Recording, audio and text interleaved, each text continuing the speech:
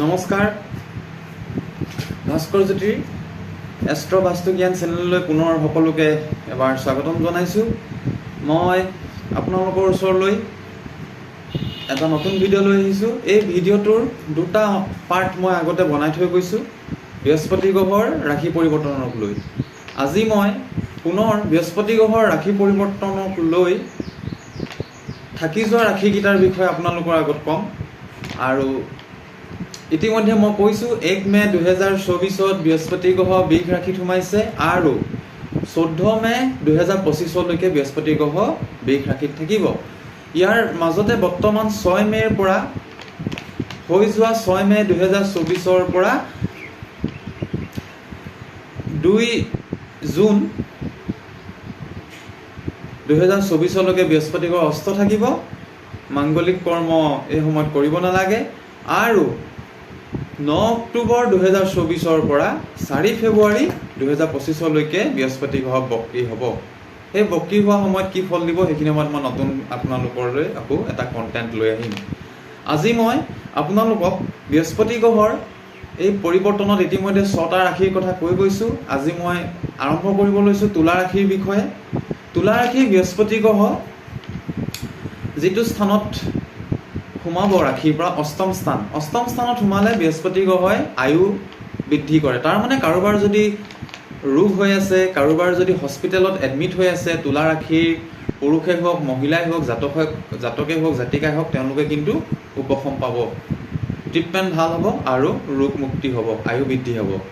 বৃহস্পতি গ্ৰহ যিটো স্থানত বহি আছে এইটো স্থানৰ পৰা আয়ু বৃদ্ধি, ধন বৃদ্ধি কৰিব, সম্পত্তিৰ ক্ষেত্ৰত আপোনাৰ লাভ হ'ব আৰু আপোনালোকৰ উচ্চ শিক্ষা যেনে উচ্চ শিক্ষা মানে ৰিচাৰ্জ কৰা সকলৰ বাবে বহুত ভাল, উচ্চ শিক্ষাৰ বাবে বহুত ভাল।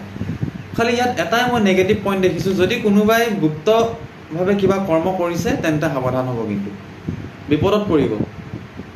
সম্বন্ধৰ ক্ষেত্ৰত, স্বভাৱ চৰিত্ৰৰ ক্ষেত্ৰত যদি গুপ্তভাৱে কিবা কাম কৰি আছে তেনেহ'লে মই কি ক'ব বিচাৰিছোঁ আপোনালোকে গম পাইছে, তেনেহ'লে আপোনালোকে বিপদত পৰিব, আইনৰ আওতাত আহি যাব। সেই গতিকে এই ক্ষেত্ৰত অকণমান আপোনালোক সাৱধান হ'ব। বৃহস্পতি গ্ৰহৰ এই পৰিৱৰ্তনে অষ্টম ভাৱত থকাৰ কাৰণে ধাৰ্মিক যাত্ৰা হ'ব, বিদেশ যাত্ৰা হ'ব, ধন বৃদ্ধি হ'ব, আয়ু বৃদ্ধিৰ কথা ক'লোৱে। আৰু আপোনাৰ কিবা যদি সা সম্পত্তি ল'ম বুলি ভাবিছে তেনেহ'লে সা সম্পত্তি ল'ব পাৰিব। যান বাহনেই হওক, ঘৰ দুৱাৰ বনোৱাৰ ক্ষেত্ৰতেই হওক আপোনালোকে আগবাঢ়িব পাৰিব। কেৱল এই বৃহস্পতি গ্ৰহ অস্ত হৈ থকা সময়খিনিত আৰম্ভ কৰিব নালাগে। 6 মে'ৰ পৰা মই 2 জুনলৈকে ক'লোঁ। তাৰপিছত আপোনালোকৰ আধ্যাত্মিক ক্ষেত্ৰতহে এইটো ভাল, এই দিশটো ভাল। অলপ ভৌতিক সুখ কম পাব পাৰে আপোনালোকে, ধন টকা পইচা আপোনালোকৰ আহিব।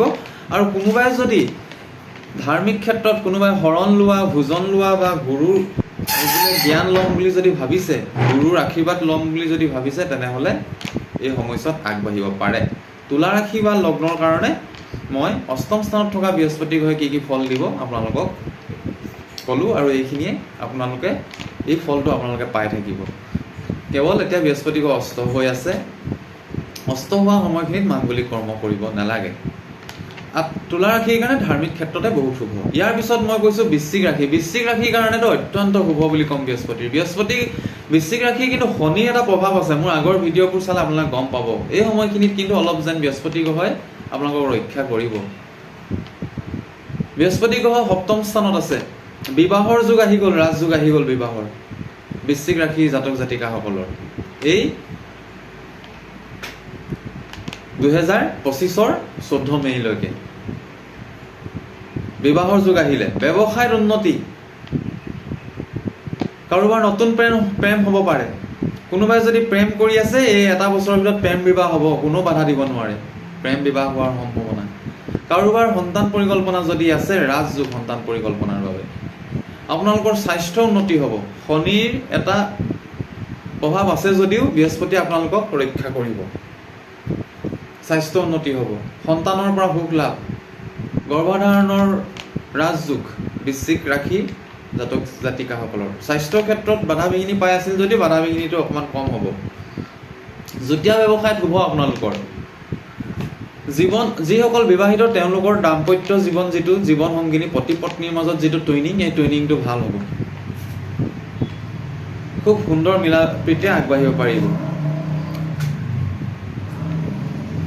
আৰু মই যিখিনি কৈছোঁ ধন ব্যৱসায় এই ক্ষেত্ৰত আপোনালোকৰ শুভ, আৰু মই যি আপোনালোকৰ সন্তান প্ৰাপ্তি, সন্তানৰ পৰা লাভ, স্বাস্থ্যৰ ক্ষেত্ৰত আপোনালোকৰ উন্নতি, চাকৰিৰ বাবে উন্নতি, আপোনালোকে যদি কোনোবাই ব্যৱসায় কৰি আছে তেনেহ'লে ব্যৱসায়টো উন্নতি, বৃহস্পতিৰ দৃষ্টিয়ে আপোনালোকক এটা পৰাক্ৰম ভাৱ আনিব, স্বাস্থ্যৰ ক্ষেত্ৰত এলেহুৱা ভাৱটো আঁতৰি আহিব। বৃহস্পতি গুৰুৰ দৃষ্টি লগ্নত মানে শৰীৰত পৰিছে, শৰীৰত যদি কিবা ৰোগ আছে এনেকুৱা ধৰণৰ ৰোগ নাশ হ'ব।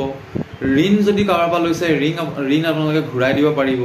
কিন্তু এই সময়ছোৱাত আপোনালোকে কাকো ঋণ নিদিব, কাকো ধাৰলৈ টকা নিদিব, দিলে মানে আপোনালোকৰ কিন্তু অসুবিধা হ'ব। বৃশ্চিক ৰাশিৰ কাৰণে মই বৃহস্পতি গ্ৰহৰ এই পৰিৱৰ্তনৰ কথা ক'লোঁ। আৰু আপোনালোকে জানেই 6 মে'ৰ পৰা 2 জুনলৈকে আপোনালোকৰ অস্ত হৈ আছে 2024, আৰু 9 অক্টোবৰ 2024 পৰা 4 ফেব্ৰুৱাৰী 2025লৈকে বক্ৰী হ'ব। বক্ৰী হোৱা সময়ছোৱাত মই নতুন ভিডিঅ' আনিম আকৌ। ধনুৰাশিৰ কাৰণে বৃহস্পতি গ্ৰহৰ এই পৰিৱৰ্তন খুব এটা মই ভাল নহয় বুলি ক'ম, খুব ভাল নহয়। আপোনালোকৰ স্বাস্থ্যৰ ক্ষেত্ৰত আপোনালোকে অলপ বাধা বিঘিনি পাব, শত্ৰু যেন বাঢ়িছে আপোনালোকৰ তেনেকুৱা মনোভাৱ হ'ব। ধন টকা পইচা কাৰোবাক দিলে মানে আপোনালোকৰ অপচয় হ'ব, অভাৱত খৰচ হ'ব, এই ক্ষেত্ৰত সতৰ্ক হ'ব। সন্তান প্ৰাপ্তিৰ ৰাজযোগ আছিল মে' মাহৰ আগলৈকে, কিন্তু বৰ্তমান এবছৰলৈকে সন্তান প্ৰাপ্তিৰ ৰাজযোগ নাই। কিন্তু এইটো নহয় যে সন্তান নহ'ব, সন্তান আপোনালোকে প্ৰাপ্তি হ'ব, গৰ্ভধাৰণৰ মুহূৰ্ত আছে, কিন্তু ৰাজযোগটো নাই। আৰু আপোনালোকৰ চাকৰি কৰাসকলৰ শুভ, যিসকলে চাকৰি কৰি আছে চাকৰি জীৱন কিন্তু আপোনালোকে নিষ্ঠতাৰে পালন কৰক, সতৰ্ক হৈ পালন কৰক, তেতিয়াহে আপোনালোকৰ ভাল হ'ব। বিদেশলৈ যদি ভ্ৰমণ কৰিম বুলি ভাবিছে বিদেশ ভ্ৰমণ কৰিব পাৰিব। ধন টকা পইচা আহিব, আপোনালোকৰ ধন টকা পইচা আহিব, বিদেশ ভ্ৰমণ কৰিব পাৰিব, চাকৰি কৰাসকলৰ শুভ। আৰু ধাৰ্মিক ভ্ৰমণো যদি কৰিব বিচাৰিছে, মঠ মন্দিৰ হওক বা নামঘৰে হওক বা তীৰ্থস্থানেই হওক, তেনেহ'লে আপোনালোকে শুভ ফল পাব। আৰু ব্যৱসায় যদি আপোনালোকে কেনেবাকৈ বাহিৰৰ ঠাইৰ লগত কৰিব বিচাৰিছে তেতিয়াহ'লে কৰিব পাৰে, কিন্তু ব্যৱসায়টো অকলশৰীয়াকৈ আগবাঢ়িব বৰ্তমান। আৰু আপোনালোকে সম্পত্তিও আপোনালোকে ল'ব পাৰিব, নিজৰ সম্পত্তি ক্ৰয়ৰ ক্ষেত্ৰতো আপোনালোকৰ যোগ আছে। আৰু আপোনালোকৰ ঘৰৰ যিটো পৰিয়ালৰ বংশ পৰিয়ালৰ আছে সম্বন্ধৰ মানুহৰ লগত ভাল সম্পৰ্ক হ'ব, কিন্তু তাৰ মাজতে কাৰোবাৰ বংশ পৰিয়ালৰ স্বাস্থ্যৰ ক্ষেত্ৰত অলপ বাধা বিঘিনি শুনা পাব। বৃহস্পতি গ্ৰহে আপোনাক কিন্তু এনেকুৱা এটা স্থানত আছে, আপোনাৰ শৰীৰৰ কাৰণে কিন্তু ইমান এটা শুভ ফল নহয়। অলপ শৰীৰৰ চেকআপ কৰাই থাকিব, ডায়েবেটিছেই হওক বা লিভাৰেই হওক বা চৰ্বিয়েই হওক, বোলে বাঢ়িছে, এনেকুৱা ধৰণৰ যদি কিবা হয় আপোনালোকে মেডিকেল ট্ৰিটমেণ্ট কৰিব। আজি মই পুনৰ এই 3টা ৰাশিৰ কথা ক'লোঁ, তুলা বৃশ্চিক ধনু। আহিবলগীয়া ভিডিঅ'ত আৰু বাকী 3টা ৰাশি মই কভাৰ কৰিম। ভাস্কৰজ্যোতি এষ্ট্ৰবাস্তু চেনেলটো ছাবস্ক্ৰাইব কৰাব, আপোনালোকে শ্বেয়াৰ কৰি দিব, আপোনালোকৰ বন্ধু বান্ধৱ শুভাকাংক্ষীৰ যোগে লৈ এই ভিডিঅ'টো আপোনালোকে শ্বেয়াৰ কৰি দিব। আপোনালোকৰ সহায় সহযোগিতা পাই আহিছোঁ। মোৰ হোৱাটছএপ নম্বৰত বহুতে যোগাযোগ কৰি তেওঁলোকে নতুন বছৰ বৰ্ষচক্ৰ আৰু জন্মকুণ্ডলী অধ্যয়ন কৰাই আছে। আপোনালোকে যদি ইচ্ছুক হয় তেনেহ'লে মোৰ ডেছক্ৰিপশ্যনৰ পৰা মোৰ নাম্বাৰ আৰু এৰি লৈ মোৰ লগত যোগাযোগ কৰিব। জন্মকুণ্ডলী অধ্যয়ন কৰালেহে কাৰ কি দশা, কাৰ কি যুগ, কাৰ কি ডাইৰিয়া চলিছে নেকি, চাৰে ছাতি চলিছে নেকি, এই বিষয়ে ক'ব পৰা যায়। কাৰোবাৰ ৰোগ ভয় আছে নেকি, কাৰোবাৰ শত্ৰু ভয় আছে নেকি, কাৰোবাৰ দুৰ্ঘটনা আছে নেকি, জন্মকুণ্ডলী অধ্যয়ন কৰালেহে গম পোৱা যায়। সেই গতিকে আহিবলগীয়া মোৰ নতুন ভিডিঅ'বোৰ চাই থাকিব। আজিৰ এই ভিডিঅ'টো স্কিপ নকৰাকৈ আপোনালোকে চাই ল'ব। 3টা ৰাশিৰ বিষয়ে আপোনালোকে সঠিক তথ্য মই যিমানখিনি পাৰোঁ মোৰ জ্ঞানেৰে আপোনালোকক দিলোঁ। বৃহস্পতি গ্ৰহ বৰ্তমান অস্ত হৈ আছে 6 মে'ৰ পৰা 2024 পৰা মই ক'লোৱেই 2 জুন 2024লৈকে অস্ত হৈ থাকিব। অস্ত হোৱা সময়খিনিত মাংগলিক কৰ্ম কৰিব নালাগে। আৰু বৰ্তমান মই যিকেইটা ৰাশিৰ ক্ষেত্ৰত, স্বাস্থ্যৰ ক্ষেত্ৰত, কাৰোবাৰ বিবাহৰ ক্ষেত্ৰত, কাৰোবাৰ সন্তানৰ ক্ষেত্ৰত কৈ আহিছোঁ, সেইখিনি মানি চলিব। আৰু আহিবলগীয়া নতুন ভিডিঅ'লৈ পুনৰ মই আনিম, আৰু আপোনালোকে অপেক্ষা কৰক মোৰ আহিবলগীয়া নতুন ভিডিঅ'লৈ। আজিলৈ ইমানতে সামৰিছোঁ। নমস্কাৰ।